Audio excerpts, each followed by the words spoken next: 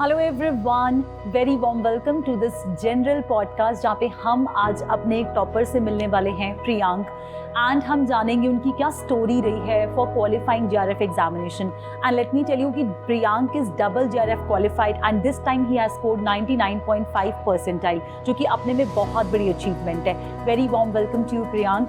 I really wish many congratulations to you, क्योंकि आप double qualified हो एंड ऑल्सो जैसा मैं जानती हूँ तो आप गेट भी क्वालिफाइड हो, which itself is a big achievement, है ना।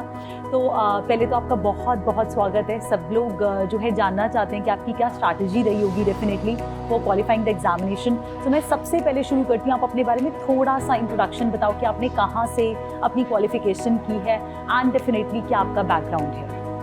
सबसे पहले तो बहुत बहुत धन्यवाद मैम, एंड धन्यवाद पीडब्ल्यू फैमिली का, और सबसे ज़्यादा धन्यवाद अपने पेरेंट्स का भी करना चाहूँगा इस अचीवमेंट के लिए। और मैंने अपनी जर्नी स्टार्ट की थी, I am engineering student, did BTech in computer science and engineering.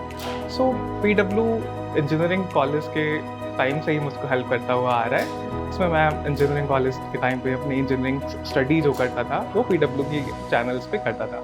Then कुछ टाइम बाद in my final year I tried many of things from PW, like there is coding wala is there, gate wala is there, and after that I tried to learn from various teachers and various platforms, various channels of PW. Okay. Then after writing gate I qualified gate also. After writing gate मैंने try किया UGC net देने का, जो कि मैं last year भी दिया था, और पीडब्ल्यू ने मुझे बहुत हेल्प किया उसमें। लास्ट ईयर मेरा 99.8 परसेंटाइल से जीआरएफ हुआ था, और इस बार भी 99.5 परसेंटाइल के साथ जीआरएफ हुआ था। इसके लिए मैं पुनीत मैम का बहुत ही धन्यवाद करना चाहूँगा, जिसमें पुनीत मैम के जो यूट्यूब पे वन शॉट वीडियोस आते हैं वो बहुत ही हेल्पफुल रहे थे पर सब्जेक्ट के लिए। तो 3 to 5 आवर्स का एक लेक्चर, और उसमें सारी जो भी पर्टिकुलर सब्जेक्ट के आप कह सकते हैं क्विक नोट्स कह सकते हैं, इंपॉर्टेंट टॉपिक्स पे प्रैक्टिस कह सकते हैं, न्यूमेरिकल क्वेश्चंस हो सकते हैं, तो उन सब ने बहुत हेल्प किया मेरे को। और प्रिपरेशन स्ट्रैटेजी की बात करूँ अगर मैं, तो प्रिपरेशन के टाइम पे हम लोग को ये रहता है कि जल्दी ख़त्म कर दें सब्जेक्ट। तो ये चीज़ नहीं करनी है। हमको रखना है कि ठीक है, हम एक सब्जेक्ट पढ़ें, ठीक से उसको एनालाइज करें, उसके PYQ करें, देन वीडियो सॉल्यूशंस देखें। अगर क्वेश्चन नहीं बन रहे हैं तो ट्राई कर सकते हैं। देन आप मतलब सेल्फ एफर्ट ज़्यादा क्या है, रादर देन किसी पर्टिकुलर सोर्स पे डिपेंडेंट रहने के लिए। डेफिनेटली खुद से एफर्ट तो करना ही पड़ता है। हम सोचें कि टोटल एक teacher can guide, but you have to take that path ना। चलना तो खुद ही पड़ता है, तो वो चलना तो पड़ेगा एज अ स्टूडेंट। आपकी क्या प्रियांक, जैसे आपने लास्ट टाइम भी जीआरएफ क्वालिफाई किया था विद 99.8 परसेंटाइल, इस बार भी आपका 99.5 परसेंटाइल था, जो कि कोई हम बहुत मेजर ड्रॉप नहीं इसको काउंट करते, it's just a nominal part, and that too again qualifying GRF.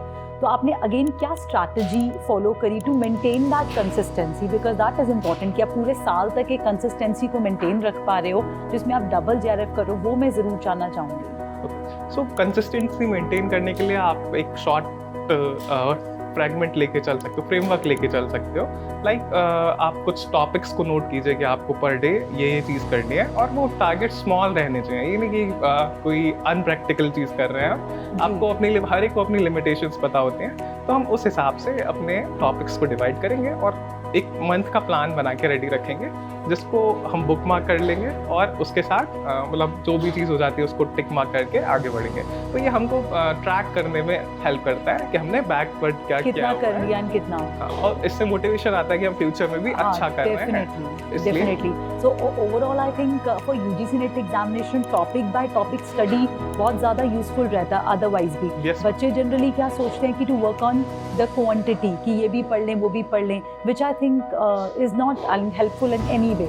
Useful रहता है कि अगर आप टॉपिक्स के ऊपर वर्क करो, कौन कौन से टॉपिक्स जो हैं पेपर के अंदर आ रहे हैं आप उनको स्ट्रॉन्ग करें, and definitely at the same time आप उन्हें उनके क्वेश्चंस को भी प्रैक्टिस करें, ताकि वो आपका अगर कहीं वीक एरिया भी था तो वो आपके स्ट्रॉन्ग एरिया के अंदर कन्वर्ट हो सकता है, है ना। सो आप क्या एक एडवाइस दोगे उन सभी के लिए which definitely are targeting, because double JRF itself is a big achievement. तो आप उन सबके लिए क्या टिप दोगे कि उनके लिए भी हेल्प हो सके जो जीआरएफ को स्पेसिफिकली टारगेट कर रहे हैं। बहुत सारे बच्चे ऐसे हो सकते हैं who are already NET qualified but they wish to qualify JRF examination, so what strategy they can follow to qualify JRF। लेकिन नेट को क्वालिफाई करने की स्ट्रैटेजी कुछ और हो सकती है, बट JRF को अचीव करना, दैट टू जब आप 99 परसेंटाइल से ऊपर का स्कोर करते हो, उसकी स्ट्रैटेजी डेफिनेटली कुछ और होती है। तो वो क्या स्ट्रैटेजी होनी चाहिए, वैसा लूप होल कौन सा है जो हेल्प कर सकता है? JRF क्वालिफाई करने के लिए एक स्पेशल चीज़ ये है कि आपको टाइम मैनेजमेंट बहुत अच्छा करना पड़ेगा व्हाइल गिविंग द एग्जामिनेशन, क्योंकि 200 क्वेश्चंस होते हैं तो उसको करना थोड़ा सा टफ पड़ता है हमको with in that 3 hours time. 150 questions. हाँ, 150। हाँ। ओके, तो आपको मतलब देखना पड़ेगा, 2-3 बार मॉक टेस्ट देखिए, उसके बाद जो भी रिजल्ट्स आते हैं उसके हिसाब से आप उसको इम्प्रूव करना चालू कीजिए। मतलब ऐसा होता है कई बार बच्चे मॉक टेस्ट देते हैं, उसके बाद उसमें कम स्कोर आता है तो डीमोटिवेट हो जाते हैं। ऐसा नहीं करना है। उसके जो भी पॉइंट्स है उसको आप एनालाइज कीजिए, कहाँ पे कमी रह गई हमारी तरफ से। वीक एरियाज को चेक करें कि कहाँ पे कमियाँ आ रही हैं। जी यस मैम, तो उसके बेसिस पे हम नेक्स्ट अटेम्प्ट देंगे। मॉक टेस्ट के मार्क्स को आपको एग्जैक्ट नहीं मानना है कि यही हमारे मार्क्स बिकॉज मॉक टेस्ट तो जनरली ऐसा भी होता है कि थोड़ा सा टफर साइड के ऊपर हो सकता है ना? yes, ओके, और मैं मोस्टली लोग यही करते हैं, मेरे साथ भी ऐसा हुआ था। मैं मॉक टेस्ट देता हूँ फिर उसके बाद उसमें बहुत कम स्कोर आता है। हाँ, तो डिमोटिवेशन होता है कि हमने अभी तक पढ़ा क्या है, बट उसमें नहीं फंसना है हमको। कुछ हम एरर नोटबुक बना सकते हैं अपनी, जिसमें हम नोट कर लेंगे कि हमने इस क्वेश्चन के लिए यहाँ पे ये गलती की थी। नेक्स्ट टाइम आप एग्जाम देने से पहले उसको रिवाइज करके जाइएगा कि ये गलतियाँ हमने की थी, हम नहीं करेंगे इसको। डेफिनेटली। एंड दैट टू वो जो आप है नोट जो आप कह रहे हो वो यूनिट वाइज आप बना सकते हो, है ना? अच्छा, एक लास्ट क्वेश्चन मैं प्रियांक जरूर पूछूंगी कि नोट्स का कितना ज़्यादा इन्वॉल्वमेंट रहा, कि जैसे मैं हर बार बोलती हूँ कि आप थोड़े शॉर्ट में नोट्स बना सकते हो रादर देन क्रिएटिंग बल्की नोट्स, जिसको आपको पढ़ने में रिवाइज करने में काफ़ी ज़्यादा प्रॉब्लम आ सकता है। तो शॉर्ट नोट्स का कितना रोल रहता है? ऑल्सो जो हम पेड बैच कराते हैं उसका कितना ज़्यादा इंपॉर्टेंस हो सकता है as a student to qualify the examination?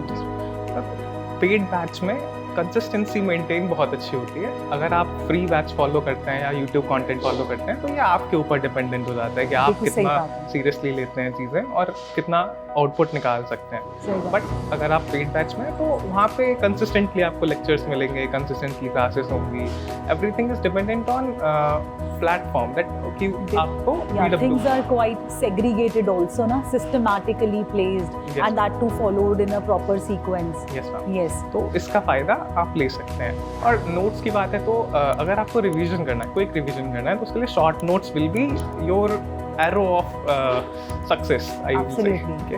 तो आपको शॉर्ट नोट्स जरूर प्रिपेयर करते हैं, बिकॉज वो लॉन्ग रजिस्टर्स वाला नोट्स आप नहीं रिवाइज कर सकते एग्जाम से जस्ट पहले। हो जाएगा बहुत ज़्यादा। और आप ये भी कर सकते हैं, एक शॉर्ट नोट्स का बना सकते हैं, एक फार्मूला, ओनली फार्मूला के लिए माइक्रो नोट्स बना सकते हैं, जिससे यूजीसी नेट में बहुत सारे क्वेश्चंस ऐसे होते हैं जो जस्ट फार्मूला बेस्ड होते हैं, स्पेशली फॉर कंप्यूटर साइंस के वो सब्जेक्ट्स जो न्यूमेरिकल बेस्ड होते हैं, जैसे कंप्यूटर नेटवर्क्स वगैरह। इसमें कई डायरेक्ट क्वेश्चंस भी आते हैं तो उसके भी क्रिस्प नोट्स, वन वर्ड या वन सेंटेंस क्रिएट किए जा सकते हैं। One subject on one paper, ये हम माइक्रो नोट्स के लिए कर सकते हैं। तो ये हम बस जस्ट एग्जाम से पहले देख लेंगे और सारी चीज़ें हमारे फ्रेम में आ जाएंगी।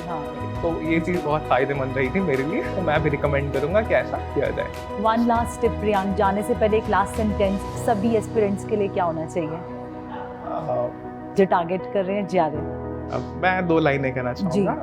मंजिल उन्हीं को मिलती है जिनके सपनों में जान होती है, मंजिल उन्हीं को मिलती है जिनके सपनों में जान होती है, पंखों से कुछ नहीं होता जनाब, हौसलों से उड़ान होती है। क्या बात, बहुत बढ़िया।